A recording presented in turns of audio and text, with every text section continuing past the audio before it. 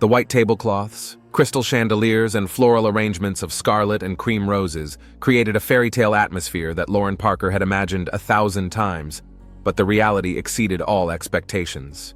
This day was to be the beginning of a new life, the same one she'd dreamed of since she'd first met Thomas Harrison at the town library 2 years ago. The couple Thomas Harrison and Lauren Parker twirled in the spotlight, their first dance as husband and wife. The eyes of the guests were fixed on them, phones raised to capture the perfect moment. Many of those in attendance noticed how odd the couple looked against the backdrop of Prim Oak Ridge with its traditions. She, a simple librarian who came from nowhere, and he, the heir to the Harrison construction empire, the unspoken kings of the county. Lauren looked dazzling in a cream satin dress with fine lace. Her blonde hair was arranged in an elegant coiffure with fresh flowers, her greenish-brown eyes shining with happiness. Thomas, a tall brown-haired man in a classic black tuxedo, kept his eyes on her as if he couldn't believe his happiness. "She's a real beauty," one of the Harrison aunts whispered to a neighbor. "Though the nose is a little big, don't you think? And the shoulders, pretty broad for a girl." "As long as she has healthy children," she replied with a meaningful nod. "James needs grandchildren, especially after that Elizabeth thing." Off the dance floor, at the head table, sat the groom's father, James Harrison, his large face with a protruding chin, usually radiating confidence and authority, now seemed carved from stone. Through smoothly slicked back hair, touched with gray, tanned skin shone through. The expensive suit was impeccable, but it couldn't hide the physical strength that remained despite his 61 years. He mechanically raised the crystal champagne glass when his wife Elizabeth, an elegant woman in a lavender-colored dress, with tired eyes and a fine string of pearls around her neck, whispered something to him. The waltz melody reached a climax. Thomas kissed Lauren tenderly, eliciting applause from the guests.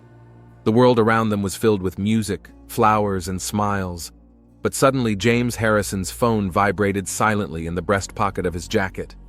He looked at the screen and his face froze, as if seeing something no one else saw. 3 seconds stretched into an eternity. James rose slowly, never taking his eyes off the dancing couple. His hand slid under his jacket, where no one would expect to find a gun at a wedding reception. But there it was, a black pistol, compact and deadly. The gunshot sounded like the pop of a champagne cork, but everyone knew at once it wasn't part of the festivities. Lauren froze in Thomas's arms, her eyes widening in surprise and pain. A scarlet stain began to spread across the cream satin, turning the airy dream into a heavy nightmare. Thomas didn't immediately realize what was happening. He continued to hold Lauren, even as her knees buckled and her head fell back involuntarily. His arms, which only moments ago had gently encircled his wife's waist, were now trying to keep her from falling, becoming clammy with blood. "Lauren?" His voice sounded confused, like a little boy's. "Lauren, look at me!" The screams of the guests merged into a cacophony of terror. Some called the police, others tried to administer first aid, but all actions were in vain. The bullet had struck her heart, ending Lauren Parker Harrison's life 23 minutes after she had said, "I do." James Harrison stood motionless, the gun still pointed toward his son's fiancée. His face expressed neither remorse nor anger, only the cold determination of a man who had done the necessary work. "Dad!"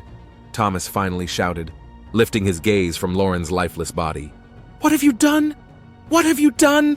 James slowly lowered the gun, as if only now realizing he was still holding it. He didn't answer his son, just returned to his seat at the table, placing the gun in front of him. The cops arrived 7 minutes after the call, filling the Magnolia restaurant with blue flashers and sharp commands. By then, James was already sitting motionless, waiting for them. He did not resist arrest, silently allowing himself to be handcuffed and led out of the room. James's face remained impassive, only something remotely resembling sadness flashed in his eyes as he passed his son. Thomas was still holding Lauren's body, refusing to believe what was happening. His snow-white shirt and tuxedo were soaked in his bride's blood, and a look of absolute shock lingered in his eyes. He didn't cry. The tears would come later. Right now, his mind refused to accept reality. "I'm Detective Alexa Morgan," a woman in a strict anthracite-colored suit introduced herself. arriving 30 minutes after the patrol officers. Her short brown hair was tucked behind her ears, her brown eyes scrutinizing the crime scene through thin-rimmed glasses. The chaos was slowly gaining structure under her direction. Forensic scientists were working the body, photographing the crime scene, gathering evidence. Witnesses, guests in festive attire, waited their turn to testify. Police tape cordoned off the crime scene, turning the wedding party into a scene of tragedy. "We all saw it happen," Thomas's friend, Jeremy Fox, a tall blonde man with reddened eyes, said in a shaky voice. "James just stood up and fired a shot. No warning, no yelling, didn't say a word. It was like an execution." Morgan nodded, making notes in her notebook. "Did you notice anything unusual before the gunshot? Any detail could be important." He looked at his phone, recalled one of the bridesmaids, a young woman in a pastel pink dress. Then his face changed. It was like he made a decision. You know, that's the face a person makes when they've crossed some internal line. "He and Lauren haven't clashed before?" Morgan asked, shifting her gaze from the notebook to the girl. "Maybe there were some tense moments that you noticed?" "No, not at all." The maid of honor splashed her hands. "James has always been very polite to her. Cold, maybe, but no more so than with everyone else. He is, after all, such an unapproachable man." How did Thomas feel about his father? "He idolized him," Jeremy answered quietly. "Always strove to live up to expectations. You know, the classic story, the son who can never please the demanding father." Detective Morgan methodically questioned the guests, building up a picture of what had happened. All the testimony was consistent. No arguments before the wedding, no signs of impending tragedy. Just that moment with the phone that several witnesses had noticed. "Where's Thomas?" Morgan asked the young officer with the clipboard after 2 hours of questioning. "In the next room with the medics. He's in shock."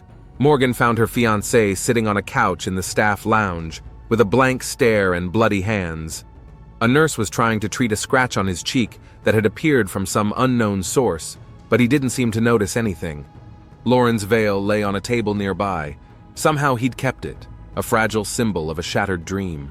"Mr. Harrison," Morgan began softly, taking a seat across from him. "I'm so sorry for your loss. I know it's unbearably hard, but I need to ask some questions to understand what happened." Thomas slowly raised his head. There were no tears in his eyes, only emptiness. His lips, usually curved in a slight smile, now seemed stiffened. "Did your father have any reason to disapprove of your marriage?" Morgan asked, trying to speak as delicately as possible. "Perhaps some disagreement we should know about?" Thomas shook his head slowly, furrowing his brow as if the question required an incredible effort to understand. "He gave us his blessing, paid for the wedding, everything. Everything was fine. He gave Lauren a family brooch for the engagement, said she was worthy of becoming a Harrison. Have you noticed any changes in his behavior lately? Maybe he's become more withdrawn, anxious, irritable?" "No, nothing." Thomas squeezed the veil in his hands, his fingers leaving reddish marks on the white fabric. "He was himself, demanding, collective, controlled every detail of the wedding, but it's just his style. And the message? Your father got the message before—" Morgan didn't finish the sentence, not wanting to make Thomas relive the moment of the gunshot yet again. "I don't know," Thomas replied quietly, his gaze going blank again. "I don't understand. Why did he do it? Why Lauren? What did she do to him?" Morgan put her hand on Thomas's shoulder, feeling it shiver beneath the thin fabric of the ruined tuxedo. "We'll find out, I promise. Your father will be held accountable for his actions." "She's been my whole life," Thomas said in a voice so quiet that Morgan had to lean in to hear. 2 years. 2 years of absolute happiness. And now... He didn't finish the sentence, just sat there, clutching his veil and staring into the void, and Morgan realized that any words of comfort now would sound false. She left her business card next to him and quietly walked out, nodding to the nurse not to leave him alone. Meanwhile, at the police station, James Harrison was led into the interrogation room, a featureless room with gray walls, a metal table, and a CCTV camera in the corner. He sat quietly, waving his lawyer, arms folded in front of him as if in a business negotiation, but answered all questions about motives in the same way. I'm not going to discuss it. Do you realize you've been seen by dozens of witnesses? Officer Ray Johnson, an older African-American man with a streak of gray in his short-cropped hair, leading the initial questioning, asked, "There's no point in denying it. All the evidence is against you." "I don't deny it," James replied in a level voice, squaring his shoulders. "I killed her. That's a fact. I'm not going to waste your time denying the obvious." "Why?" Johnson asked bluntly, looking Harrison Sr. in the eye. What made a respected businessman, a pillar of society, shoot his own son's fiancée on her wedding day? "I will not discuss it," James repeated, enduring the officer's stare with the ease of a man accustomed to tough negotiations. "My reasons will remain my reasons. Your son just lost his wife, Mr. Harrison, on his wedding day at the hand of his own father. Don't you think he deserves an explanation?" A shadow of emotion ran across James's face. "Thomas will understand in time." Detective Morgan returned to the station late in the afternoon when it was already dark outside the interrogation room windows. After reviewing the videotape of the interrogation, she decided to try a different approach. A calm, no-pressure approach that she could see wasn't working on James Harrison.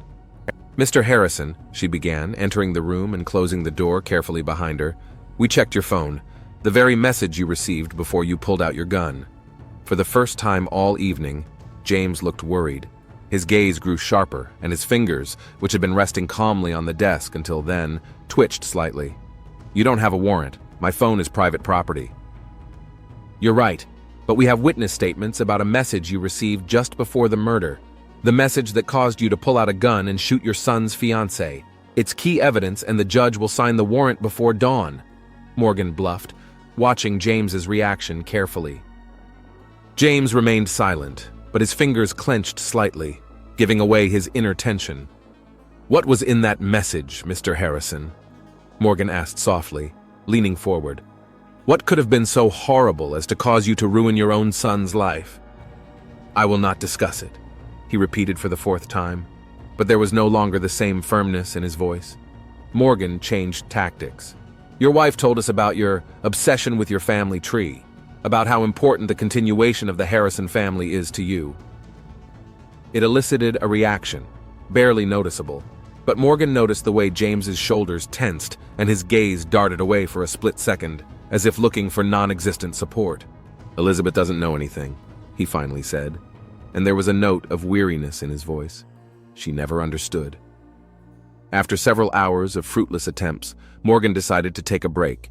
After obtaining a search warrant for Harrison's home and office, she went to his mansion on the outskirts of town, a 3-story Georgian-style house surrounded by manicured gardens and a wrought-iron fence with a monogrammed X on the gate. The elegant house with white columns reflected the status of one of Oak Ridge's most influential families. Elizabeth Harrison met the detective in the living room, where the honeymoon gifts were still spread out, boxes in holiday wrapping, and envelopes with cards that no one would now read. "I don't understand," Elizabeth said quietly, clutching a handkerchief in her hands. He was never a cruel man. Demanding, yes, sometimes even ruthless in business. But this, Mrs. Harrison, your husband received a message before he did the deed. Do you have any idea who it might have been from?" Elizabeth shook her head, and the light from the floor lamp brought out the gray strands in her neatly styled hair. "James works hard. He has hundreds of business contacts. He never discusses work matters with me." "How did he feel about Lauren? Honestly, Mrs. Harrison, that's important." "Good," Elizabeth replied uncertainly, rubbing the pearl necklace around her neck. At least it seemed that way. He was glad Thomas had finally decided to settle down. Finally? "Thomas is 29, James. He always talked about the importance of family, the continuation of the Harrison family." Elizabeth looked away. Maybe he did too often, especially after it became clear that we couldn't have more children. While the other officers methodically searched the house, Morgan continued her conversation with Mrs. Harrison, trying to understand the dynamics of this family. Elizabeth spoke evasively, but between the lines she could read a lot. An overbearing husband who controlled every aspect of life, a son who always strove to meet his father's expectations, and herself a quiet shadow beside the men of the family. "Detective!" called one of the officers from James's office on the second floor. "You might want to take a look at this. We found something interesting." In the drawer of the massive oak desk, under a stack of business papers, was a folder labeled LP, Lauren Parker's initials. Morgan opened it and froze, feeling a chill run down her spine. Inside were surveillance photos, some documents, personal information, a whole dossier on Thomas's fiancée. On the first page was the logo of Southern Investigations, a private detective agency, and the signature, "Confidential Report for J.H." "He's been following her," Morgan muttered, flipping through the pages. But why? What was he looking for? The morning after the tragedy was overcast, as if nature itself was mourning what had happened. Detective Alexa Morgan stood in front of the unremarkable two-story house on the outskirts of Oak Ridge, where Lauren Parker rented a small apartment. Yesterday's events seemed like some kind of nightmare, but the folder with the Southern Investigations logo now lying in her briefcase was very real. "Are you sure you want to attend?" Morgan asked, turning to Thomas Harrison, who was standing nearby. His eyes were red from a sleepless night, and his face was frozen with the expression of a man who still couldn't believe the reality of what was happening. "I must," he answered quietly. "Whatever the police have found, I have to know the truth." Morgan nodded and turned the key in the lock, the spare they'd found in Lauren's purse. The door opened easily, and they entered the small but cozy apartment. Everything breathed Lauren's presence. The pictures on the walls, the books neatly arranged on the shelves, the fresh flowers in a vase on the kitchen table. A life interrupted halfway through. "I've never been here before," Thomas said, running his hand along the bookshelf. "We always met at my place or in public places. Lauren said her apartment was too small and uncomfortable." Morgan watched his reaction carefully. "She never invited you over to her place, in a 2-year relationship?" Thomas shook his head, looking thoughtfully at the picture of him and Lauren standing against the ocean. "No, I never insisted. Thought she had a right to her personal space. I realize now how little I knew about her." The detective began a methodical search of the apartment. 2 uniformed officers assisted her, carefully going through Lauren's belongings, photographing and describing the findings. There was nothing unusual in the living room, bedroom, and bathroom. Clothes, cosmetics, personal items as one would find on any 24-year-old woman. "Check the bookshelves," Morgan ordered. "Often people use books as hiding places, and don't forget the mattress. There may be secret pockets in there." Thomas stood in the middle of the living room, looking around confused. "I don't understand. What do you hope to find here?" Morgan paused, weighing how much to tell. "At your father's house, we found a file of private investigation files on Lauren. He's been following her." Thomas's face contorted with anger and pain. "Why?" "Lauren she was perfect, smart, caring, beautiful. My father told me himself that I made the right choice." "We're trying to find out," Morgan replied softly, watching one of the officers carefully tapping the walls looking for hiding places. "Detective, there's something in here," a young officer called out from the bedroom. He pointed to a small safe hidden in the back of a closet behind a stack of sweaters. "Did you know about this safe?" Morgan asked, turning to Thomas. The man shook his head, stepping closer. "No. Never seen it before. We'll need a warrant to open it," the officer began. But Thomas had already knelt down in front of the safe. "Try the day we met," he said, turning to the digital panel. "September 3rd, 2022. He dialed the combination, 0309222. The safe didn't open. "Maybe her birthday?" Morgan suggested. "May 21st, 2001. Thomas dialed a new combination, 210501. The lock clicked and the safe door opened. Inside was a stack of documents and plastic files, a few photographs, and a small jewelry box. Thomas reached for the papers, but Morgan gently intercepted his hand. "Let me go first," she said, putting on latex gloves. She carefully pulled out the papers and began looking through them.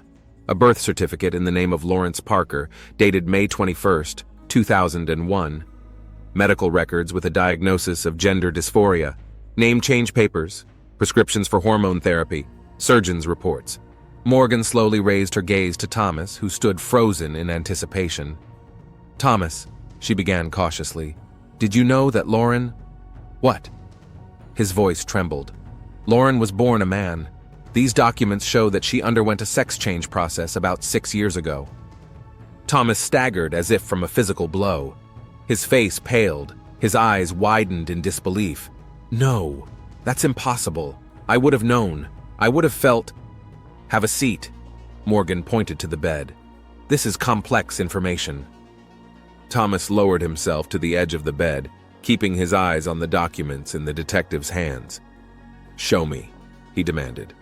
Morgan handed him the birth certificate. Thomas stared at it for a long moment, and then slowly shifted his gaze to the photographs that had also been removed from the safe.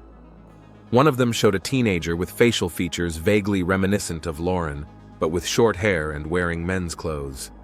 "I don't understand," he whispered. "We've been together for 2 years. We're close. How could I not know?" "Modern medicine works wonders," Morgan replied softly. "Especially if the surgeries were performed by qualified professionals, and judging by these documents, Lauren went to the best doctors."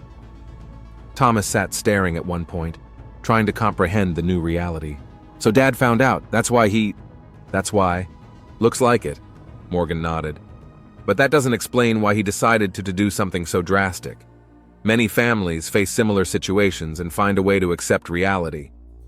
The officers continued to look around the apartment, but Morgan already realized that key information had been found. She gave Thomas a few minutes to recover and then gently took the documents away. "We'll need to take this as evidence," she said, "but I'll make copies for you if you'd like." Thomas nodded, his gaze blank. "She should have told me. I would have understood." "Are you sure?" Morgan asked quietly. Thomas looked at her and a spark of anger flashed in his eyes. "Do you think I'm like my father? I loved her. I married her. What does her past matter?" "It matters to some people," Morgan pointed out cautiously. "Perhaps Lauren was afraid of your reaction, or your family's reaction." "She was right about my father," Thomas said bitterly, "but not about me." Leaving Lauren's apartment, Morgan sent the officers with the evidence to the station and drove herself to meet with Elizabeth Harrison. She still had questions after last night's brief conversation, and now knowing the truth about Lauren, she hoped to get a fuller picture. Elizabeth met her at the same house, but looking even more haggard than the day before. Her graying hair was carelessly gathered into a bun, and her eyes were red from crying. "Did you find anything?" she asked, ushering Morgan into the living room. "Yes," the detective replied, taking a seat in a chair. "But before I tell you, I need to ask you some questions about your husband." Elizabeth nodded, nervously adjusting the creases in her dress. "Yesterday you mentioned his obsession with the continuation of the bloodline. Tell me more about it." Elizabeth sighed as if preparing for an unpleasant conversation. "James has always been obsessed with the idea of a dynasty. His father was the same. For them, the Harrison surname is not just a name, it is a legacy that must continue. After Thomas was born, we had complications. I couldn't have any more children." "How did your husband react?" "He was disappointed." "Very."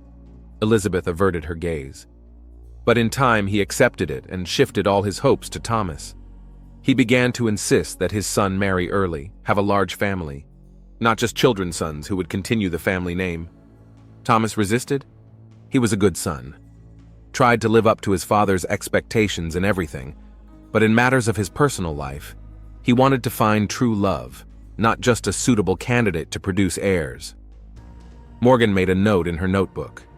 "Did James interfere with Thomas's relationships with the girls?" Elizabeth paused, then nodded. "Yes, was checking up on them." "In what ways?" "In various ways. Hired people to find out their background, their financial situation, their family history, and in recent years," she stammered. "Please continue," Morgan asked softly.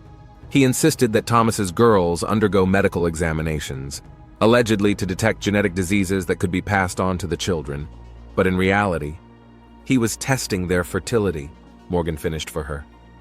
"Yes," Elizabeth confirmed quietly. "It was humiliating. Several of Thomas's relationships ended because of it. The girls couldn't handle that kind of pressure. And Lauren? Did she go through that kind of scrutiny too? No, Elizabeth shook her head. Thomas refused. It was the first time he openly went against his father's wishes. Said he loved Lauren and would marry her with or without medical clearance. How did James react? Strange, Elizabeth frowned, remembering. He didn't make a scene like I expected. Just kind of withdrew, became brooding. Then suddenly he gave his blessing for the marriage. I was surprised, but happy for Thomas. When did this happen? About 3 months ago. Thomas brought Lauren to a family dinner and announced the engagement. James was tense at first, but then he raised a toast to his future daughter-in-law and gave her the Harrison family brooch. Morgan nodded, putting the pieces of the puzzle together. And after that, did you notice anything unusual in your husband's behavior? He started staying late at work more often. Sometimes I'd hear him talking to someone on the phone late at night, locked in his office, but I thought it had to do with business. Elizabeth suddenly fell silent, dawned by a hunch. He hired someone to follow her, didn't he? A private investigator, Morgan confirmed. We found a folder of reports in his office. Oh my God, Elizabeth whispered. And what did he find? Morgan looked at her carefully, assessing whether to tell the truth.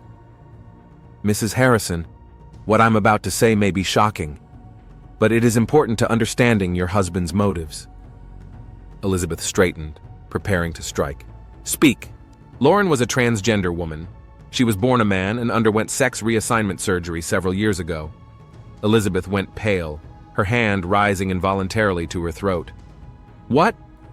We have medical documentation to prove it, and apparently a private investigator discovered the same thing. And James, Elizabeth stumbled, unable to utter the obvious. We believe he received final confirmation right at the wedding. That message on his phone. Elizabeth covered her face with her hands.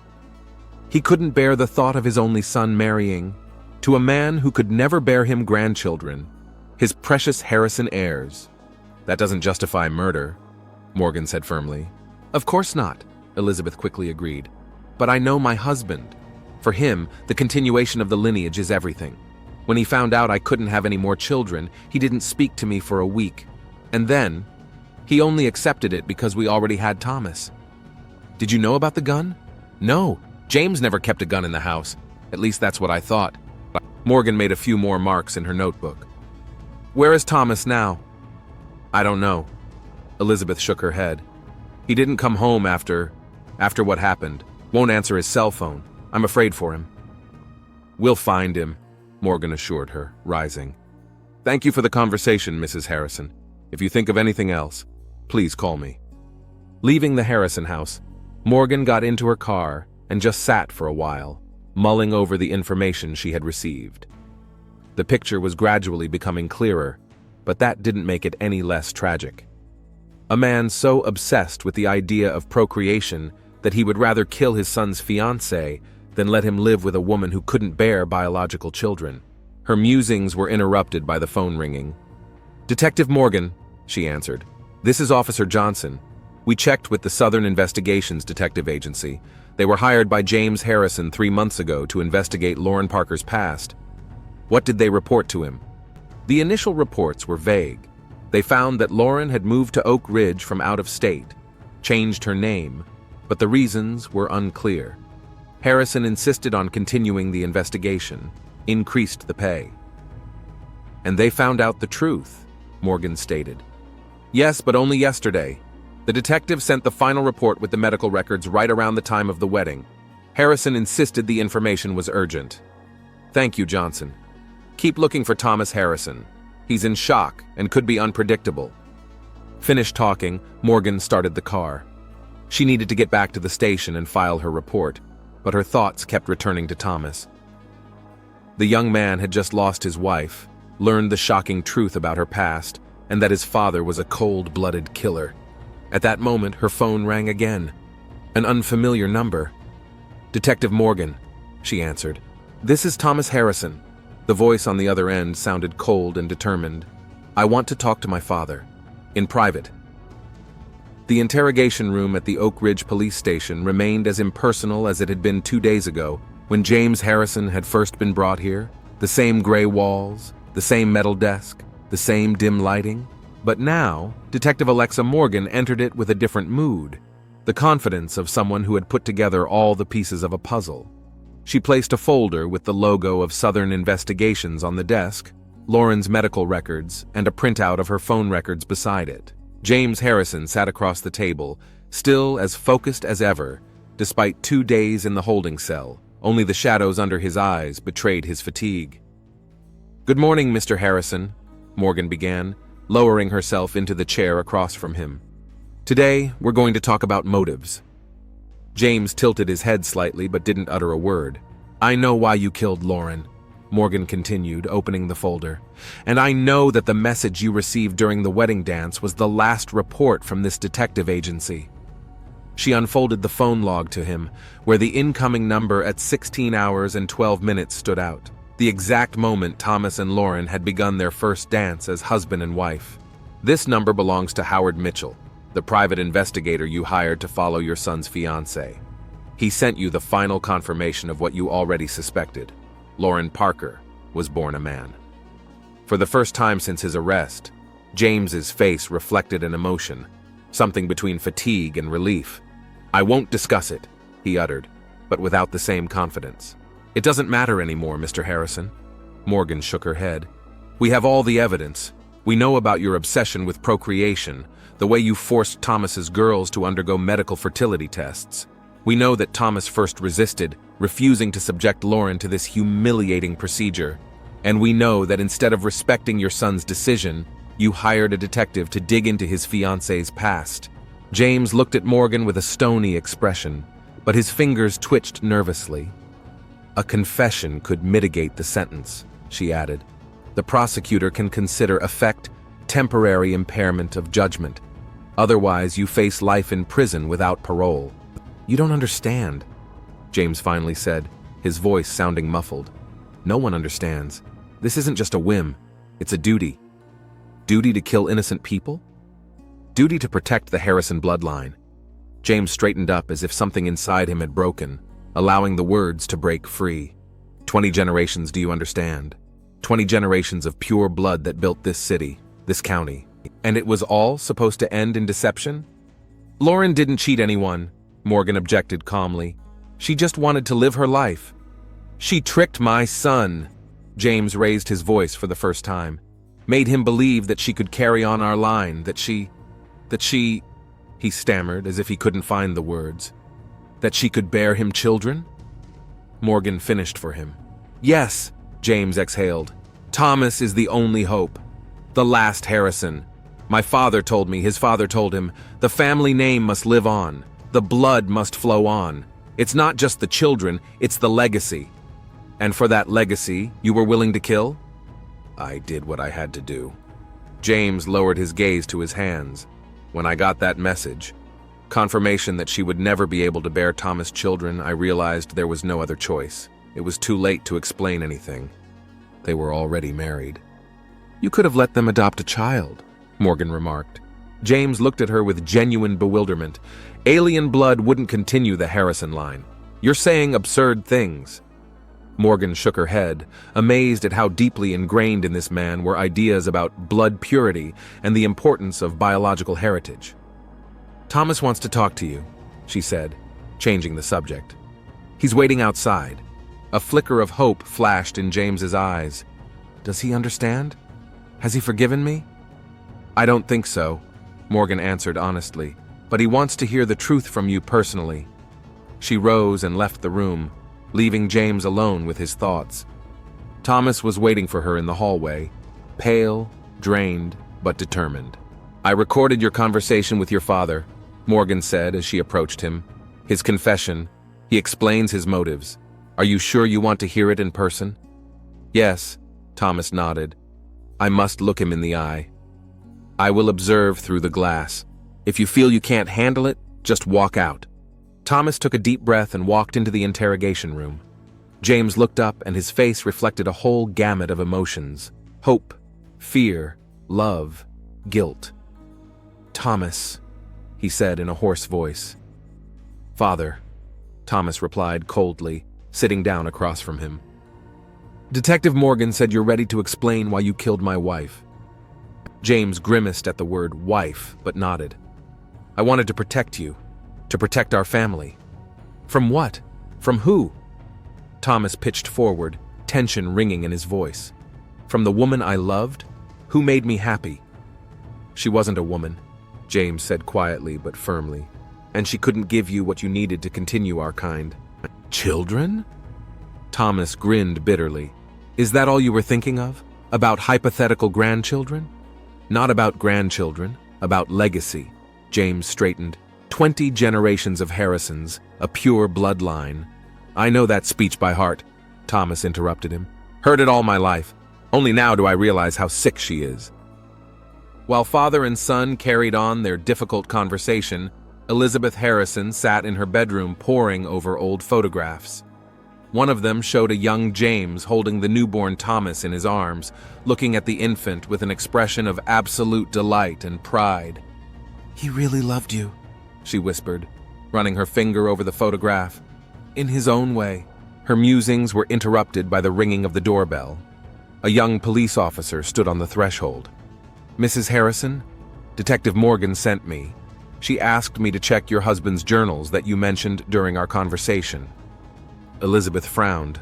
"Diaries? I didn't mention any diaries." "She said that your husband may have kept notes about candidates for your son." Elizabeth nodded slowly, understanding. "Not diaries. James never kept diaries, but he had charts, lists. He was always a methodical man." She led the officer into her husband's office, where the police had already searched, but apparently hadn't noticed an inconspicuous folder in the bookcase labeled simply "Personal." "Here," Elizabeth pulled it out and handed it to the officer. "I've never looked inside. James wouldn't approve." The officer opened the folder and whistled. Inside were neatly organized spreadsheets with the names of every girl Thomas had ever dated, their ages, physical characteristics, family history, and most strikingly, an estimate of their reproductive potential. "Some kind of eugenics project," the officer muttered. "He's always been obsessed with the ideal," Elizabeth said quietly. "At first I thought it was just high standards, then that it was an oddity. Only now do I realize it was madness." She sank into her husband's chair, suddenly feeling the weight of years lived under the weight of this obsession. "You know, after Thomas was born, I had complications. The doctors said I couldn't have any more children. James changed that day. It was like a part of him died. He became cold.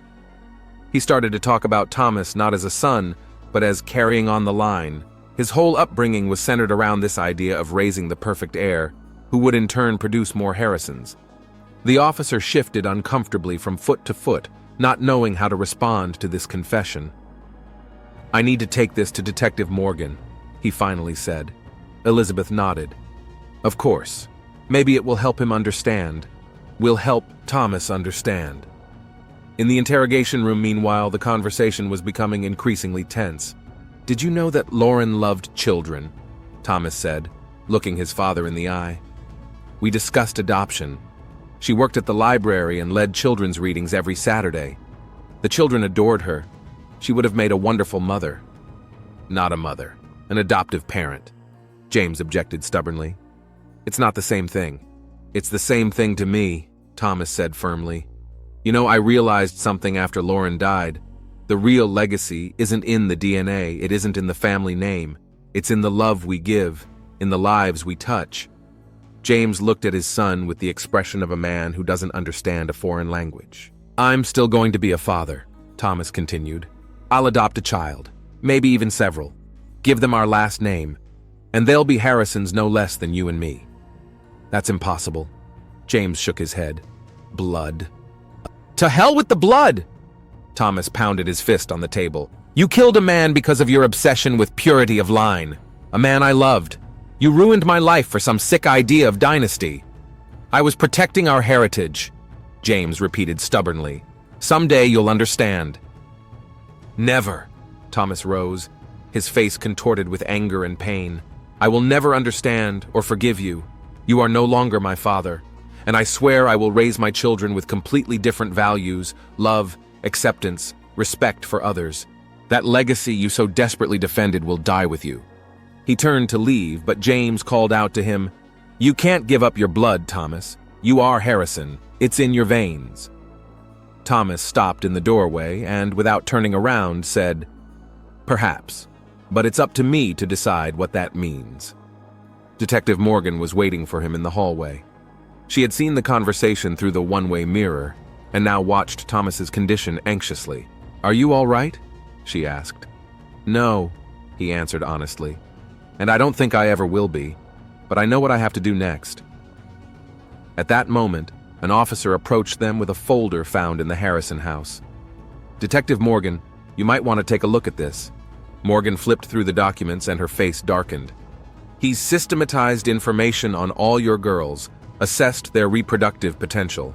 It even has calculations of the likelihood of conceiving boys." Thomas shook his head, strangely calm after all he'd been through.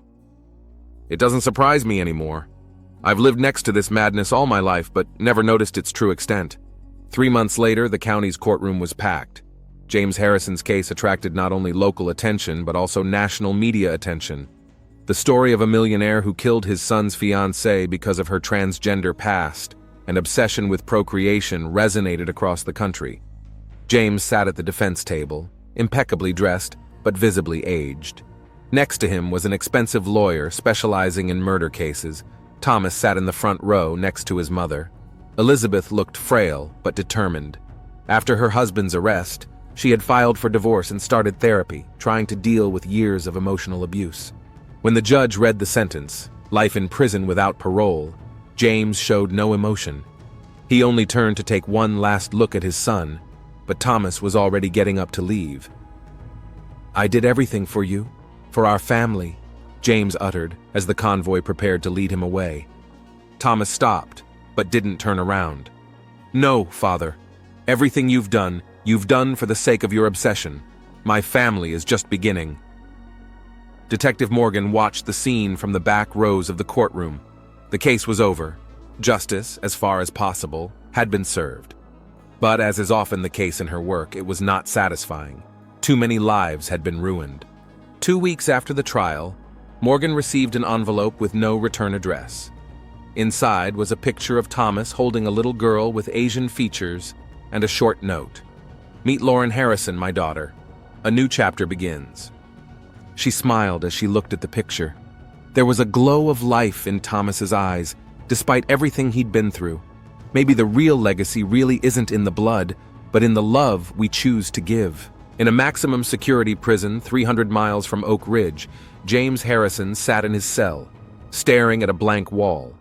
The voices of his ancestors still echoed in his head, speaking of the importance of blood, of duty to the family name, of 20 generations of pure lineage. But sometimes, in rare moments of clarity, another voice would break through that chorus, his own, remembering little Thomas, his first steps, his laughter.